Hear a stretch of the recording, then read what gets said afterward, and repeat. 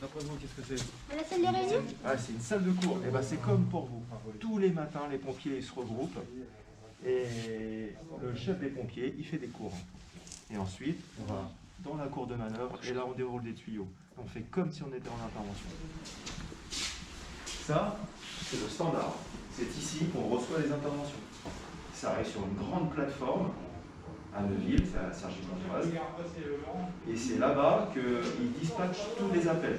Tout ce qui concerne Taverny, Beauchamp et Salleux, ça arrive ici. Et nous, environ, sur l'année, on fait 3000 interventions. Bah oui, donc regarde.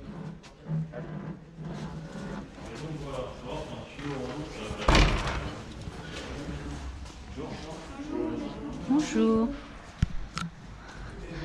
Alors vous avez vu là sur un groupe de 5, Il y a déjà 2 femmes. 5 jeunes, et ben il y a déjà 2 femmes qui sont en train d'apprendre le métier.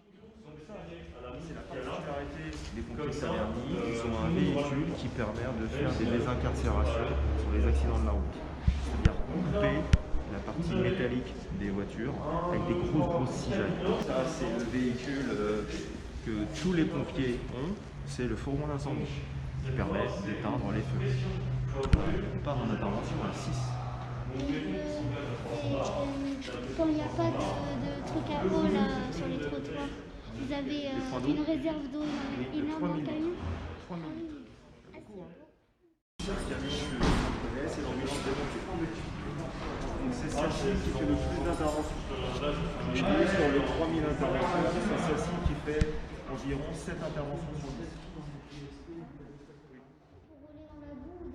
Ça, c'est ce qu'on appelle un camion-citerne feu de forêt.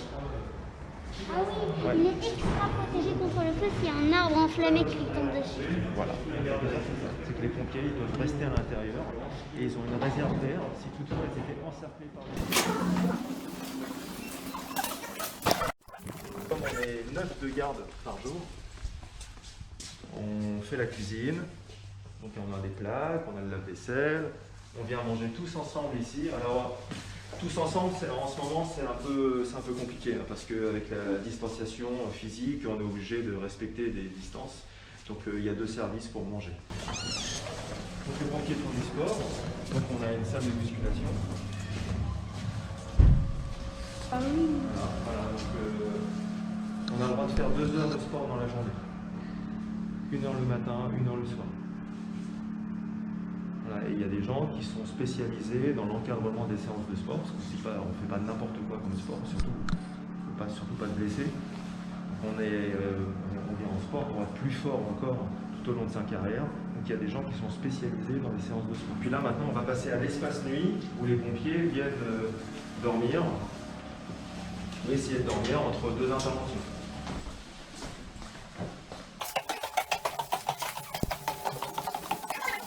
Comme les colonies de vacances. Alors bien sûr que les femmes, elles ne peuvent pas dormir avec les hommes.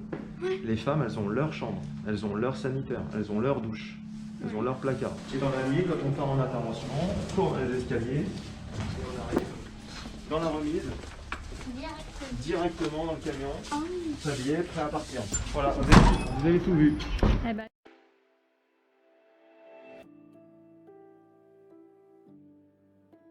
Quel est votre prénom? Nadia, Jean-Philippe, Quel âge avez-vous? 43 ans. 50 ans. Quel métier pratiquez-vous?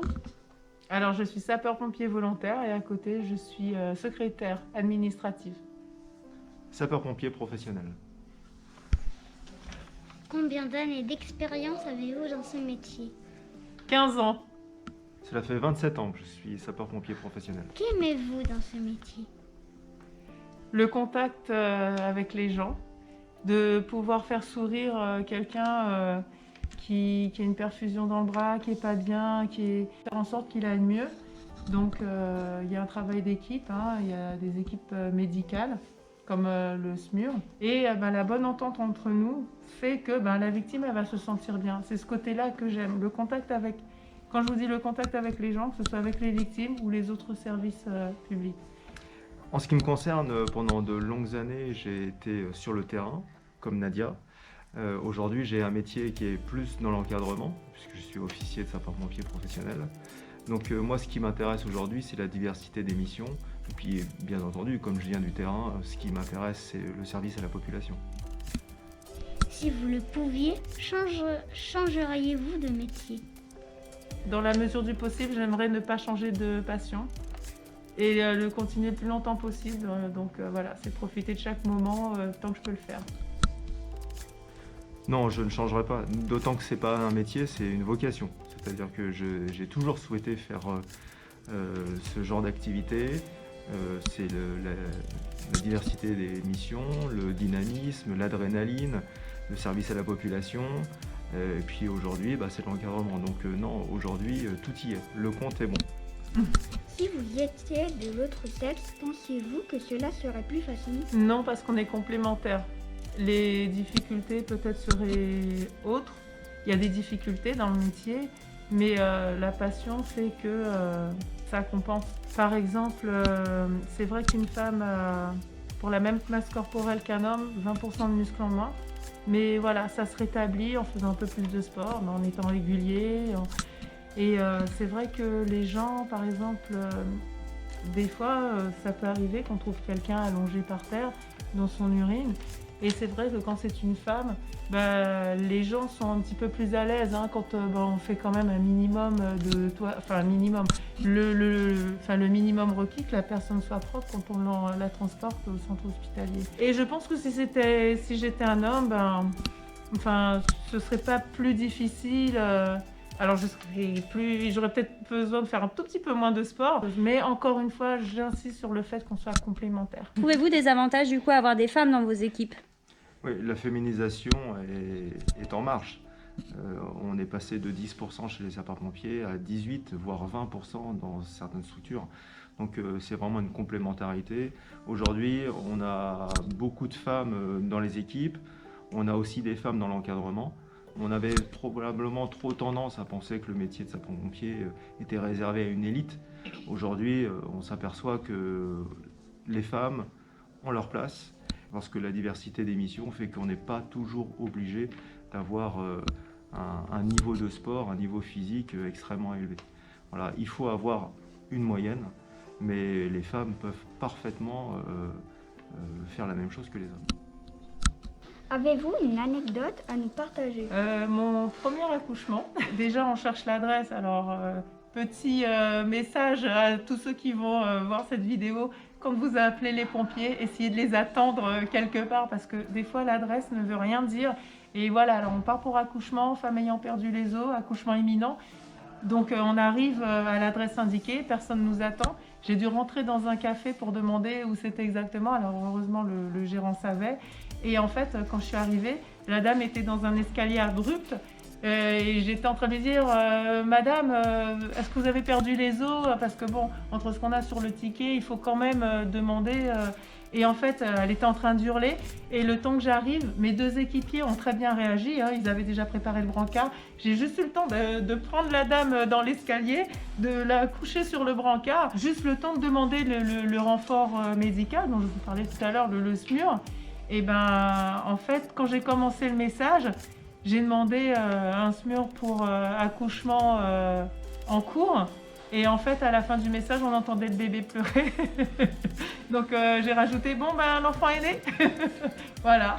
Considérez-vous que vos collègues du sexe opposé vous traitent différemment? Non, pas du tout.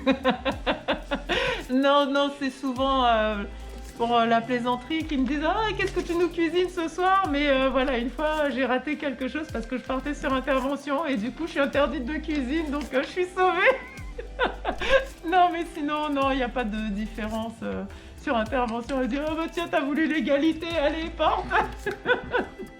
Et vous, lieutenant Bressol, du coup, est-ce que vous vous comportez différemment avec une femme Quand on donne un ordre, que ce soit un homme ou une femme, l'ordre doit être exécuté à partir du moment où il n'est pas dangereux, il n'est pas immoral, il n'est pas contraire à tout règlement.